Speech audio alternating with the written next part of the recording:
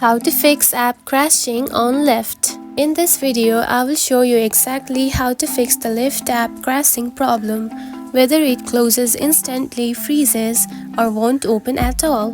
The first step is force close the app. Now simply swipe up and remove Lyft, just like this, and simply tap onto Lyft again and reopen it. Next step is clear the cache of the app.